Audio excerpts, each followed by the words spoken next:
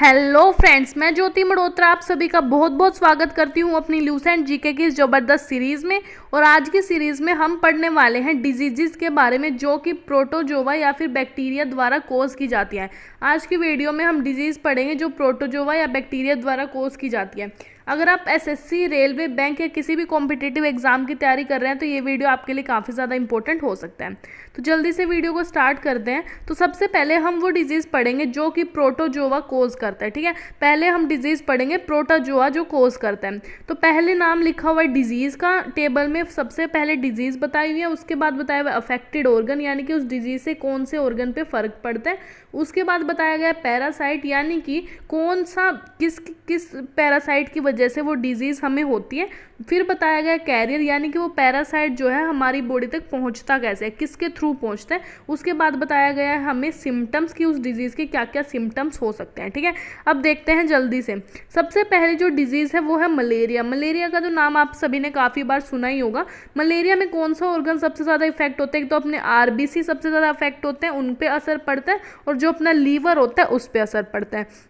हम जो मलेरिया होता है वो कौन हमें कोज करता है, किसकी वजह से कोज होती है? वो होती है प्लाज्मोडियम की वजह से। तो प्लाज्मोडियम एक ऐसा पैरासाइट है जो हमें मलेरिया कोज करता है। अब ये डिजीज़ वाला टॉपिक काफ़ी ज़्यादा इंपॉर्टेंट है अगर कॉम्पिटिटिव एग्जाम के लिए आप प्रिपरेशन कर रहे हो, क्योंकि अगर प्रीवियस ईयर के क्वेश्चन उठा के देखें तो काफ़ी सारे क्वेश्चन जो है डिजीज़ वाले टॉपिक से आए हुए हैं। इसका मतलब क्वेश्चन ये जो टॉपिक है काफ़ी ज़्यादा इंपॉर्टेंट है। कुछ भी पूछा जा सकता है कि जैसे ये कुछ क्वेश्चन भी आ सकता है मलेरिया कौन से पैरासाइट की वजह से होती है। ठीक है, या फिर ये आ सकता है मलेरिया में कौन से ऑर्गन अफेक्ट होते हैं, या फिर कुछ किसी डिजीज़ की आपसे वैक्सीन पूछी जा सकती है। ठीक है, कि उसकी वैक्सीन कौन सी है, या फिर ये पूछा जा सकता है कि इसकी खोज किसने करी थी, इसकी वैक्सीन की। इस तरह के क्वेश्चन जो है इससे पूछे जा सकते हैं। पूरा का पूरा डिटेल में कवर करेंगे हम ल्यूसेंट की बुक से, तो मैं बताती रहूँगी साथ साथ जहाँ पे भी आपको प्रॉब्लम आ सकती है।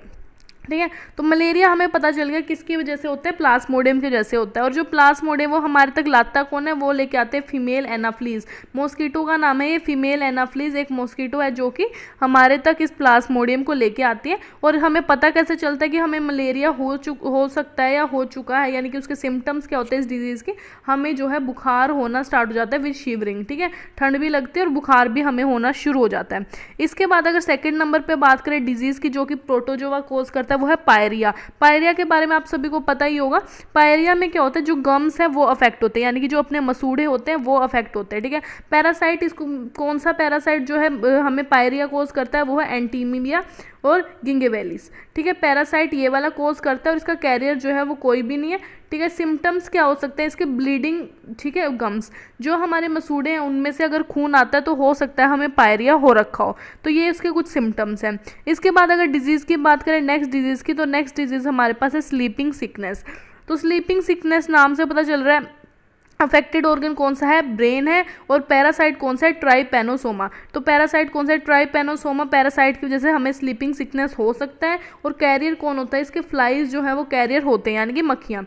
अब सिम्टम्स क्या हो सकते हैं इसके? सिम्टम्स हो सकते हैं इसके फीवर विद सीवियर स्लिप, हमें बुखार होता है और हमें नींद ज़्यादा आती है, क्योंकि इसके नाम से पता चल रहा है स्लीपिंग यानी नींद, सिकनेस यानी कि बुखार।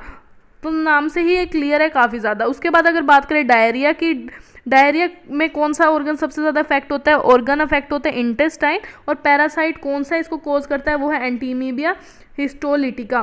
ठीक है, ये जो पैरासाइट है वो हमें डायरिया कोज करता है। इसका कैरियर कोई नहीं होता। और इसमें सिम्टम्स क्या हो सकते हैं? सिम्टम्स इसमें होते हैं आपको लूज मोशन लग सकता है डायरिया में। इसके अलावा अगर बात करें डायरिया में, या फिर आपके पेट में काफ़ी ज़्यादा दर्द हो सकता है। ठीक है, और खून भी आ सकता है। तो ये जो है ये कुछ सिम्टम्स रहते हैं डायरिया के। इसके बाद अगर डिजीज़ की बात करें नेक्स्ट डिजीज़ की, यानी कि काला अजहर की, तो उसमें अफेक्टेड ऑर्गन होता है बोन मैरो। इन सारे ऑर्गन्स के बारे में मेरे ख्याल से आपको पता होगा, अगर नहीं पता तो आप कमेंट सेक्शन में मेरे से पूछ सकते हैं। ठीक है, पैरासाइट कौन सा होता है? लिशमैनिया पैरासाइट जो है वो कोज करता है काला अजहर को। तो ये वाला काला अजहर काफ़ी ज़्यादा इंपॉर्टेंट है, क्योंकि जैसे स्कूल वगैरह का पेपर होता है उनमें भी काफ़ी पूछा जाता है, तो कॉम्पिटिटिव एग्जाम में भी ये पूछा जा सकता है। ठीक है, काफ़ी ज़्यादा इंपॉर्टेंट है ये। तो काला अजहर किसकी वजह से होता है? लिशमैनिया की वजह से होता है। इसका कैरियर कौन होते हैं? Sand flies. सैंड फ्लाइज जो है लिशमैनिया को कैरी करते हैं और उससे हमें काला अजहर होता है। और सिम्टम्स क्या है इसके? हाई फीवर, बहुत ज़्यादा बुखार जो है वो हमें होता है अगर काला अजहर हो सकता है। अगर हमें बहुत ज़्यादा बुखार है तो हमें काला अजहर हो सकता है। तो ये कुछ उसके सिम्टम्स रहते हैं। इसके बाद आगे की अगर हम बात करें देखो, प्रोटोजोवा वाली डिजीज़ हमें पता चल गई किसकी वजह से होते हैं, कौन सा उनका पैरासाइट होता है, कौन कैरियर होते हैं, क्या क्या उनके सिम्टम्स होते हैं। अब अगर बात करें मैलिग्नेंट मलेरिया, देखो ये एक डिजीज़ है, मलेरिया नाम से पता चल रहा है, ये एक पर्नीशियस मलेरिया। पर्नीशियस का जो अपना मतलब होता है वो होता है हार्मफुल या फिर हम बोल सकते हैं डेंजरस। ठीक है, तो जो अपने मैलिग्नेंट मलेरिया, ये काफ़ी ज़्यादा हार्मफुल या फिर डेंजरस मलेरिया होता है। कौन इसको कोज करता है? इसको कोज करता है प्लाज्मोडियम फैल्सीपेरम।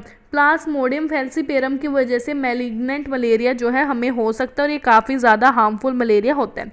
इसके अलावा अगर बात करें चार्ल्स लेवरन, ये एक साइंटिस्ट का नेम है या फिर एक बंदे का नाम है जिसने डिस्कवर किया था मलेरिया के पैरासाइट को। इस बंदे ने मलेरिया के पैरासाइट को डिस्कवर किया था और मलेरिया का पैरासाइट यानी कि प्लाज्मोडियम को इसने डिस्कवर किया था ह्यूमन के ब्लड में।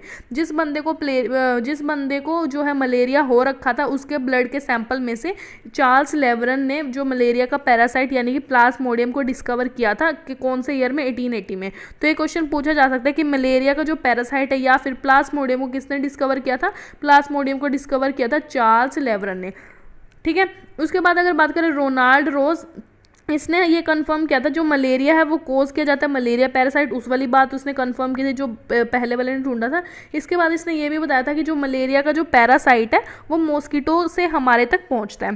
तो उसने चार्ल्स लेवरन ने हमें बताया था पैरासाइट के बारे में, इसने उसकी बात को सही बताया और ये बताया कि जो मॉस्किटो है वो हमारे तक उस पैरासाइट को लेके आता है। ये हमें बताया था रोनाल्ड रोस ने। ये चीज़ ध्यान रखनी है। आगे देखो, organism that transmit disease from one individual to another is called vector. देखो वो ऑर्गेनिज्म जो एक बंदे से दूसरे बंदे तक किसी भी बीमारी को पहुंचाते हैं उनको वेक्टर बोलते हैं। जैसे हमें अभी पता चला ना, जैसे कोई मॉस्किटो है वो डिजीज़ लेके जा रहा है, कैरियर है वो, है ना, डिजीज़ का, क्योंकि प्लाज्मोडियम को लेके जा रहा है जैसे, तो वो जो मच्छर होगा ना जो लेके जा रहा है किसी डिजीज़ वगैरह को, तो वो होगा वेक्टर। कोई भी ऐसा ऑर्गेनिज्म जो एक डिजीज़ को या जो डिजीज़ को ट्रांसमिट करता है एक बंदे से दूसरे बंदे में, वो होता है वेक्टर। अब जो फीमेल क्यूलेक्स मॉस्किटो है, वो वेक्टर है फिलारिएसिस का। जो फिलारिएसिस है वो अपनी एक डिजीज होती है ये भी, तो ये किसके द्वारा ट्रांसमिट की जाती है? इसका वेक्टर कौन है? फीमेल क्यूलेक्स मॉस्किटो है। और जो इस डिजीज में है इसमें क्या होता है, अपना जो लिम्फ सिस्टम है, लिम्फ सिस्टम के बारे में मैंने आपको पहले भी बताया है, लिम्फ जो सिस्टम है वो इसमें काफ़ी ज़्यादा अफेक्ट होता है। फिलारिएसिस में अपना जो लिम्फ सिस्टम है वो काफ़ी ज़्यादा इफेक्ट होता है, इसमें पेन वगैरह होना शुरू हो जाता है और ये डिस्ट्रॉय होना स्टार्ट हो जाता है। ठीक है, ये प्रॉब्लम होती है। इसके बाद ये वाला भी काफ़ी इंपॉर्टेंट पॉइंट है अपना, the quinine is the effective medicine used in the treatment of malaria obtained from the bark of cinchona tree. तो ये जो क्वेश्चन है ये पहले भी आ चुका है। जो क्यूनिन होता है वो एक मेडिसिन है, क्यूनिन, ठीक है, वो हमें मिलते हैं सिंचोना ट्री से, और ये क्या किसकी तरह यूज़ होते हैं? ये मलेरिया की मेडिसिन की तरह यूज़ होता है। तो क्वेश्चन आ सकता है कि मलेरिया की मेडिसिन की तरह क्या यूज़ होता है, तो आ सकता है वहाँ पे क्यूनिन उसका आंसर हो सकता है। 4 आपको ऑप्शन दिए होंगे, और क्यूनिन हमें कहाँ से मिलता है? इस ट्री से हमें क्यूनिन जो है वो मिलता है। ये चीज़ ध्यान रखनी है। इसके बाद अगर आगे चले, उसके बाद आगे की बात करें तो आगे हमारे पास है डिजीज़ कोज्ड बाय बैक्टीरिया। अब हमारे जो प्रोटोजोआ ने जो डिजीज़ कोज किए थे वो अपने कंप्लीट हो चुके हैं। उसके बाद हम देखेंगे कि जो बैक्टीरिया है वो कौन कौन से डिजीज़ हमारे अंदर कोज कर सकते हैं। तो अगर बात करें बैक्टीरिया के डिजीज़ की, तो पहला जो डिजीज़ आता है टेटनस, उसके बारे में हम सभी को पता है। टेटनस में कौन सा ऑर्गन इफेक्ट होता है? Nervous system.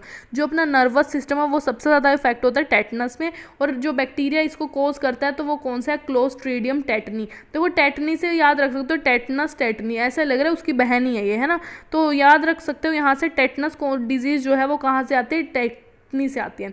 सिम्टम्स क्या हो सकते हैं? हाई फीवर हो सकता है, ठीक है, स्पाज्म इन बॉडी हो सकता है, या क्लोजिंग ऑफ जॉज। अब स्पाज्म इन बॉडी का मतलब होता है कि जो अपनी जो मसल्स हैं उनमें मूवमेंट होते हैं जो हमसे कंट्रोल नहीं होती, ठीक है, जैसे एकदम से हमें लगता है कि जो हमारी मसल्स हैं उनमें मूवमेंट हो रहा है, तेज़ तेज़ खून फ्लो कर रहा है, इस तरीके से उसको स्पाज्म बोलते हैं, ठीक है। और ऊपर से जो अपने जॉज हैं यानी कि जो अपने दांत हैं, जबड़े हैं, वो बंद से होने स्टार्ट हो जाते हैं टेटनस में, ठीक है। ये कुछ सिम्टम्स हो सकते हैं टेटनस के।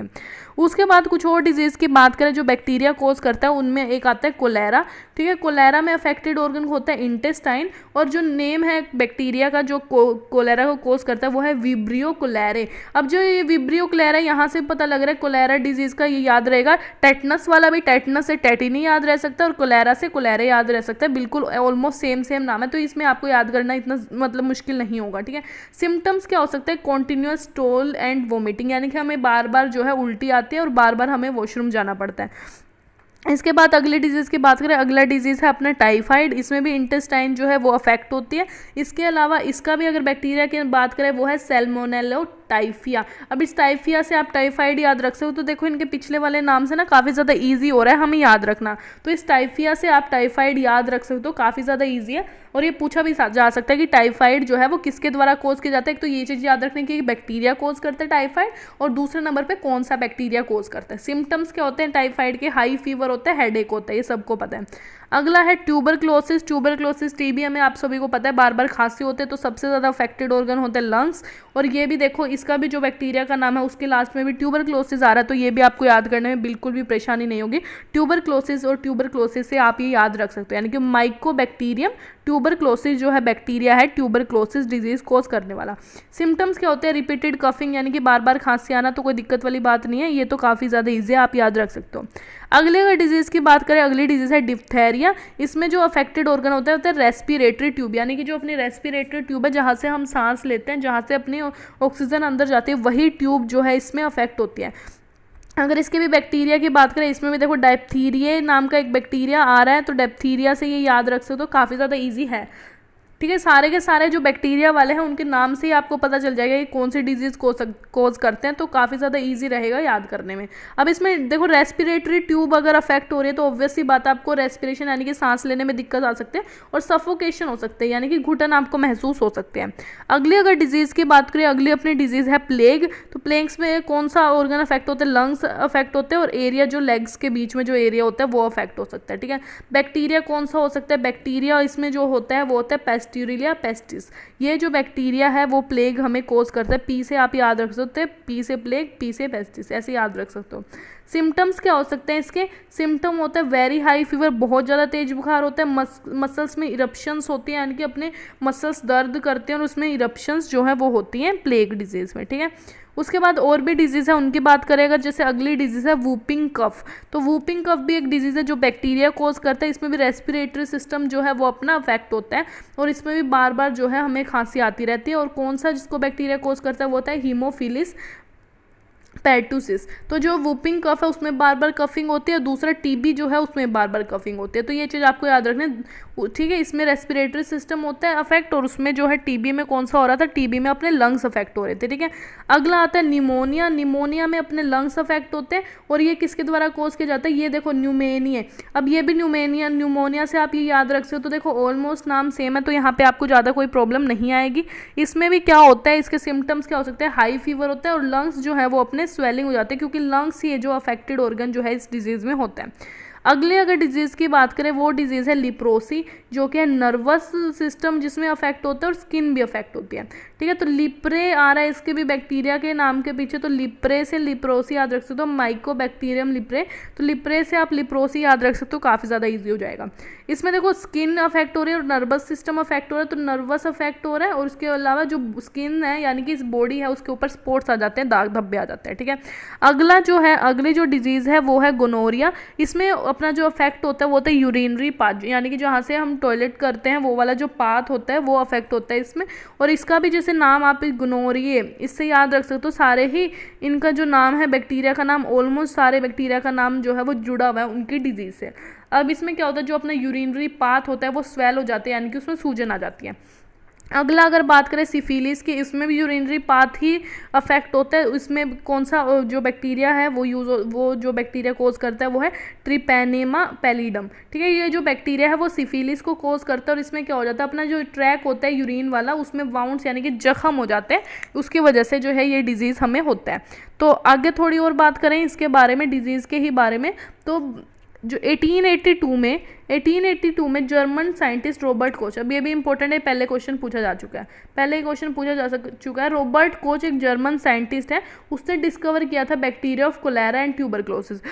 कोलेरा और ट्यूबरक्लोसिस का जो बैक्टीरिया है वो किसने डिस्कवर किया था? वो डिस्कवर किया था रॉबर्ट कोच। ये साइंटिस्ट का नेम है, रॉबर्ट कोच साइंटिस्ट थे जिसने कोलेरा और टीबी का जो बैक्टीरिया है वो डिस्कवर किया था। तो ये क्वेश्चन पहले भी पूछा जा चुका है, दोबारा भी पूछा जा सकता है। अब जो ट्यूबरक्लोसिस है उसका एक और नाम होता है, ट्यूबरक्लोसिस को वाइट प्लेग भी बोला जाता है। ठीक है, ट्यूबरक्लोसिस को वाइट प्लेग भी बोला जाता है। इसके अलावा जो बर्ड्स फ्लू है ये भी एक डिजीज़ है जो अफेक्ट करते हैं ह्यूमन बींग को और स्प्रेड होते हैं पोल्ट्री के थ्रू। पोल्ट्री यानी कि जैसे आप मुर्गा वगैरह पालते हैं कुछ लोग, है ना, उनको फिर कुछ लोग फिर खा भी लेते हैं उनको, है ना। तो बर्ड्स फ्लू ऐसे फैल सकती है जो कि पोल्ट्री के थ्रू फैलती है और ये ह्यूमन बींग्स को अफेक्ट भी करते हैं। इसके अलावा अगर बात करें, अगर वेस्ट मटेरियल की वजह से जो पीने वाला पानी है वो ख़राब हो रहा है, ठीक है, पोल्यूट हो रहा है, पीने वाला पानी वेस्ट मटेरियल की वजह से वो कंटामिनेट हो रहा है, तो क्या हो सकता है? तो स्प्रेड ऑफ डिजीज़ कौन सी हो सकती है? टाइफाइड। यानी कि जो पीने का पानी अगर अपना दूषित है तो उसकी वजह से हमें कौन सी डिजीज़ हो सकती है? टाइफाइड डिजीज़ हमें हो सकती है। ठीक है, तो अगर आपको लगता है आपके घर के आसपास का पानी ज़्यादा साफ़ नहीं है तो आरओ का यूज़ कर सकते हैं। टाइफाइड डिजीज़ होती है अगर हमारा जो आसपास का पानी है वो कंटामिनेट होता है। तो इसके बाद अगर बात करें वैक्सीन की, अब कोरोना का टाइम है तो वैक्सीन वैक्सीन वैक्सीन आप सभी ने बहुत बार सुन चुके होंगे, लेकिन ये नहीं पता वैक्सीन होता है क्या। कुछ लोगों को वैक्सीन में और मेडिसिन में कुछ फ़र्क नहीं पता। मैं आज आपको एक डिटेल में इनका फ़र्क बताने वाली हूँ कि वैक्सीन में और मेडिसिन में क्या फ़र्क होता है।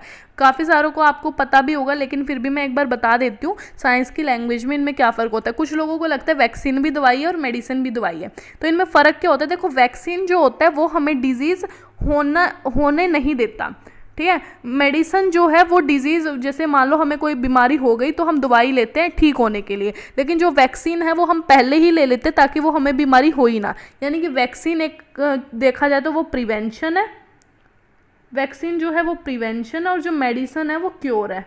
ठीक है, मेडिसिन हमें ठीक करने के लिए काम आती है और जो वैक्सीन है वो हमें प्रिवेंशन के लिए काम आती है कि वो डिजीज़ हमें हो ही ना। अब वैक्सीन में ऐसा क्या होता है कि भाई वो डिजीज़ हमें होती ही नहीं। देखो, मैं अगर आपको इजी लैंग्वेज में बताऊं वैक्सीन क्या होती है, तो वैक्सीन में क्या करते हैं, जिस भी बैक्टीरिया वगैरह की वजह से, जिस भी माइक्रो ऑर्गेनिज्म की वजह से वो आपको बीमारी हो रही है ना, वही माइक्रो ऑर्गेनिज्म आपकी बॉडी में भेजा जाता है। मान लो ये आपकी बॉडी है, वो माइक्रो ऑर्गेनिज्म जो आपको डिजीज़ कोज कर रहा है वो आपकी बॉडी में भेजा जाएगा। अब आप सोचोगे अगर वही माइक्रो ऑर्गेनिज्म मान लो हमारी बॉडी में भेज दिया तो हमें तो वो डिजीज़ हो जाएगी, लेकिन वो जो माइक्रो ऑर्गेनिज्म आपकी बॉडी में भेजा जाता है ना, वो तो या तो पूरी तरह मर चुका होता है, डेड होता है, या फिर उसको इतना कमज़ोर कर दिया जाता है, इतना कमज़ोर मतलब होता है वो, ठीक है, मरने की हालत में होता है कि वो आपकी बॉडी को जाके नुकसान नहीं पहुंचा पाता। ठीक है, अब आप कहोगे कि उसको भेजने का फ़ायदा क्या होगा। देखो, वैक्सीन ये जो आपको बॉडी है उसमें ये जो डेड या फिर बिल्कुल वीक जो माइक्रो ऑर्गेनिज्म है वो भेजा जाएगा। उससे क्या होगा, जब ये आपकी बॉडी के अंदर जाएगा तो जो आपके WBC होते हैं, वाइट ब्लड सेल्स जो आपके होते हैं, जो आपको मतलब वो देते हैं, इम्यूनिटी प्रोवाइड करते हैं कि आप जो भी बाहर से आपको डिजीज़ पहुंचाने के लिए कोई भी माइक्रो ऑर्गेनिज्म आता है, कोई भी ऐसी चीज़ आती है जो आपकी बॉडी के लिए ठीक नहीं होते, तो WBC उनके साथ फाइट करता है ना। तो उसको दिखेगा कि एक माइक्रो ऑर्गेनिज्म ऐसा आ रहा है जो आपको डिजीज़ पहुंचा सकता है, तो WBC उसके साथ फाइट करेगा ना। और ये तो पहले से मरा हुआ या बिल्कुल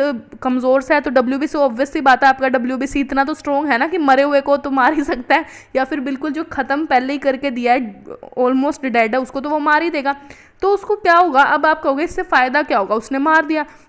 इससे फ़ायदा ये होगा, जब उसने मार दिया ना तो उसको पता लग गया, अच्छा ऐसा भी एक माइक्रो ऑर्गेनिज्म होता है, इसको ऐसे ऐसे मारना है, उसको पता लग गया कि इसको कैसे मारना है। अगली बार अगर वो पावरफुल यानी कि मरे हुए की बजाय असली वाला जो तगड़े वाला माइक्रो ऑर्गेनिज्म है ना, उसी टाइप का अगर आपकी बॉडी के अंदर आ भी गया ना, तो आपके WBC को पता होगा कि इससे कैसे निपटना है, इसको कैसे मारना है। ठीक है, तो ये कुछ सिस्टम रहता है वैक्सीन का। फिर भी मैं एक बार रिपीट कर रही हूँ, मरा हुआ या फिर डेड, ऑलमोस्ट डेड कोई माइक्रो ऑर्गेनिज्म आपकी बॉडी में भेजा जाएगा, उससे क्या होगा, वो जो है आपके WBC है उनको पता लग जाएगा कि इसको कैसे मारना है। अगली बार अगर तगड़ा वाला भी आएगा तो वो उसको मार देंगे।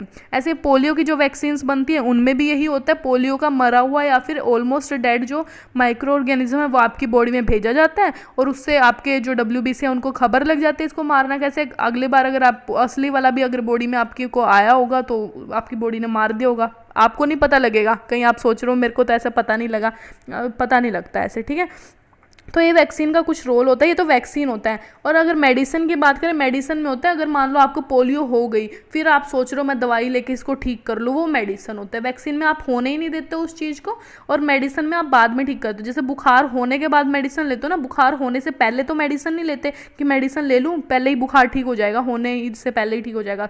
तो मेडिसिन और वैक्सीन में यही फ़र्क होता है। मैंने आपको अच्छे से डिटेल में बताने की कोशिश करी, फिर भी अगर आपको कोई भी दिक्कत आ रही है ना इससे रिलेटेड, या आपको नहीं समझ आया तो बता देना कमेंट सेक्शन में। तो दोबारा से इसकी एक बार डेफिनेशन बताते हैं। बायोलॉजिकल प्रिपरेशन होते हैं या तो वीक या फिर एक किल्ड पैथोजन, जो कि प्रोवाइड, जो आपको एक्टिव एक्वायर्ड इम्यूनिटी देता है बॉडी को डिजीज़ से लड़ने के लिए, वो आपकी बॉडी में जो है भेजा जाता है। तो मैंने आपको बता दिया ये पूरा डिटेल में वैक्सीन क्या होता है। ऐसे ही वैक्सीनेशन का क्या मतलब होता है, ऐसे ही जैसे पोलियो था, पोलियो पहले बहुत लोगों को हुआ करता था, लेकिन उसके बाद जैसे हम छोटे हैं तो छोटे होते ही हमें पोलियो की वैक्सीन दिलाई जाती है 5 साल तक, किसी की 2 साल तक, किसी की 1 साल तक किसी डिजीज़ की वैक्सीन दिलाई जाती है। जब हाथ पे वो काला काला सा निशान करके खट्टी खट्टी एक ड्रॉप डाल देते हैं ना, उसको वैक्सीन, वो बचपन में हमें दी जाती थी, है ना। तो उससे क्या होता है, वो पोलियो वाला डाल दिया था। आजकल देखो पोलियो के मरीज़ काफ़ी ज़्यादा कम है, और मतलब ऑलमोस्ट है ही नहीं। पहले पोलियो बहुत लोगों को हुआ करती थी, लेकिन अब बच्चों को, सारे पेरेंट्स जो हैं वो इंटेलिजेंट हो गए हैं, तो उनको पता है हमारे बच्चों को पहले ही वैक्सीनेशन वो बचपन में दिला देते हैं, तो उसकी वजह से उनको डिजीज़ जो है वो नहीं होती। तो ऐसे ही कोरोना की भी वैक्सीन आ जाएगी, फिर हमारी टेंशन ख़त्म हो जाएगी, ठीक है। तो ये है वैक्सीन का रोल होता है। ऐसे ही वैक्सीनेशन में वो दिलाई जाती है, तो उससे जो एंटीबॉडीज़ है वो बननी स्टार्ट हो जाती है अपनी बॉडीज़ में, अपनी बॉडी में एंटीबॉडी बननी शुरू हो जाती है उस डिजीज़ के, जो माइक्रो ऑर्गेनिज्म है उसके खिलाफ, तो वो उसको मार देता है, ठीक है। इम्यूनिटी बढ़ जाती है इससे अपनी बॉडी की। आगे देखते हैं, वैक्सीन आ गया, वैक्सीनेशन हो गया। फिर कुछ वैक्सीन है जैसे DTP, डिप्थेरिया, पर्टूसिस, टेटनस। ये हमें दी जाती है चाइल्ड को 1 साल तक दी जाती है, ठीक है। मतलब 1 साल से छोटे बच्चे को ये वैक्सीन जो है वो दी जाती है टेटनस वगैरह से बचाने के लिए। फिर BCG वैक्सीन, ये क्वेश्चन आ चुका है SSC में, भाई पहले ये क्वेश्चन आ चुका है SSC में पहले। BCG वैक्सीन, ये क्वेश्चन था कि BCG वैक्सीन जो है वो कौन सी डिजीज़ को प्रिवेंट करने के लिए दी जाती है। तो BCG वैक्सीन जो है वो हमें ट्यूबरक्लोसिस से बचाने के लिए दी जाती है। BCG जो वैक्सीन है वो हमें ट्यूबरक्लोसिस से बचाने के लिए दी जाती है। और ये जो लिखा हुआ है ये है इसकी फुल फॉर्म, BCG की फुल फॉर्म है ये, और ये हमें दी जाती है ट्यूबरक्लोसिस से बचाने के लिए। और ये बच्चे को 1 से 4 महीने के बीच में देनी होती है। बच्चे को 1 से 4 महीने का जो बच्चा होता है तभी उसको देनी होती है BCG वैक्सीन। अगली है OPV vaccine, oral polio vaccine.